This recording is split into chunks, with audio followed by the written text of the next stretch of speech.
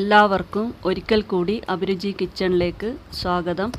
ഇന്ന് ഞാനിവിടെ ചെയ്യുന്നത് ഒരു കസ്റ്റാർഡ് മാംഗോ പുഡിംഗ് ആണ്. ഇത് വളരെ എളുപ്പത്തിൽ ചെയ്യാൻ പറ്റുന്നതാണ്. ഇതിന് അത്രയധികം ഇൻഗ്രീഡിയൻസിൻ്റെ ഒന്നും ആവശ്യമില്ല. ഇതിന് ആദ്യം തന്നെ നമുക്ക് കസ്റ്റാർഡ് ഉണ്ടാക്കണം, അല്ലാതെ മറ്റൊരു കുക്കിങ്ങിൻ്റെ ആവശ്യമൊന്നും ഇതിലില്ല. സാധാരണ നമ്മൾ ചെയ്യുന്ന പുഡിങ്ങിൽ നിന്നും വളരെ വ്യത്യസ്തമായിട്ടുള്ള ഒരു പുഡിങ്ങാണിത്. ഇനി ഇതിന് വേണ്ട ഇൻഗ്രീഡിയൻസ് എന്തെല്ലാമെന്ന് നമുക്ക് കാണാം. ആദ്യം തന്നെ വേണ്ടത് അരക്കപ്പ് കസ്റ്റാർഡ് പൗഡറാണ്. ഞാനിവിടെ വാനില കസ്റ്റാർഡാണ് ഉപയോഗിച്ചിട്ടുള്ളത്. ഇനി വേണ്ടത് 2 കപ്പ് പാല്, പിന്നെ വേണ്ടത് ഒരു 1/4 കപ്പ് ഷുഗറാണ്.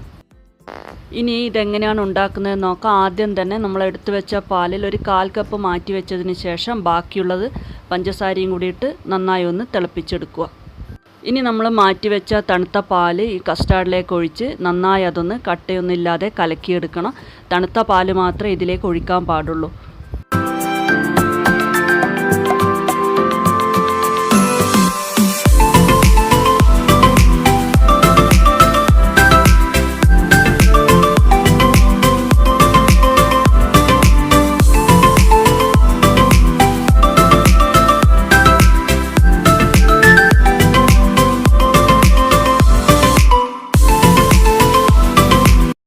ഒരിക്കലും കസ്റ്റാർഡ് പൗഡർ നേരിട്ട് തന്നെ ചൂടായ പാലിലേക്ക് ഒഴിക്കാൻ പാടില്ല. മുഴുവനും കട്ടിയായി നമുക്കത് ഉപയോഗിക്കാൻ പറ്റില്ല.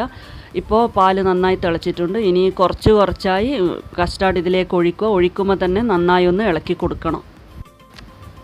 നമ്മൾ ഇതിലേക്ക് കസ്റ്റാർഡ് പൗഡർ കലക്കിയത് ഒഴിച്ചു കഴിഞ്ഞാൽ പിന്നെ ലോ ഫ്ലെയിമിൽ വെച്ച് നിർത്താതെ ഇളക്കി കൊടുക്കണം.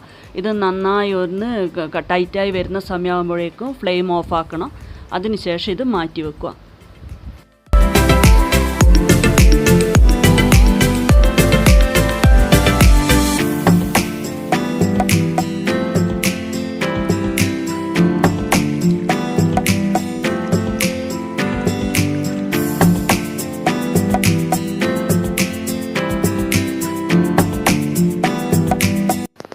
ഇനി വേണ്ടത് 1 കപ്പ് പഴുത്ത മാങ്ങയാണ്. ഇത് നമുക്കൊന്ന് നന്നായി വെള്ളമൊന്നും ഒഴിക്കാതെ നന്നായി ഒന്ന് ജ്യൂസാക്കി എടുക്കണം.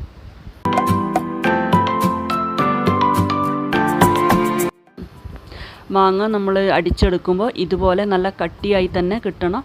ഇനി ഇത് ഫ്രിഡ്ജിൽ വെച്ചൊന്ന് തണുപ്പിച്ചെടുക്കാം. നേരത്തെ നമ്മൾ ഉണ്ടാക്കി വെച്ച കസ്റ്റാർഡ് ഒന്ന് തണുത്തതിന് ശേഷം അതും ഫ്രിഡ്ജിൽ വെച്ച് ഒരു അരമണിക്കൂർ തണുപ്പിച്ചെടുക്കണം. അതുപോലെ തന്നെ ഈ മാങ്ങ അടിച്ചതും ഫ്രിഡ്ജിൽ വെച്ച് നന്നായി ഒന്ന് തണുപ്പിച്ചെടുക്കുക.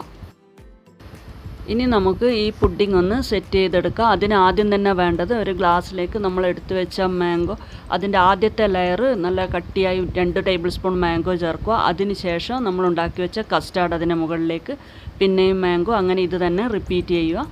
ഏറ്റവും മുകളിലായി കുറച്ച് ചോക്ലേറ്റ് സോസ് ഒഴിച്ച് ഞാനിതൊന്ന് ഡെക്കറേറ്റ് ചെയ്തിട്ടുണ്ട്. അതിൻ്റെ ആവശ്യമൊന്നുമില്ല, ഉണ്ടെങ്കിൽ മാത്രം ചേർത്താൽ മതി.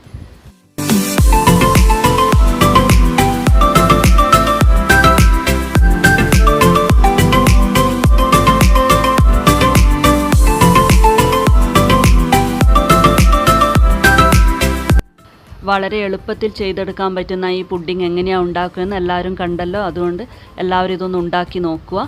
നല്ലൊരു നോമ്പ് തുറ സ്പെഷ്യൽ പുഡിംഗായി എല്ലാവരും ഉണ്ടാക്കി നോക്കുക. ഇഷ്ടപ്പെട്ടിട്ടുണ്ടെങ്കിൽ കമൻറ്റ് ബോക്സിലേക്ക് കൂടി അറിയിക്കുക. ദയവ് ചെയ്ത് എല്ലാവരും സബ്സ്ക്രൈബ് ചെയ്യുക.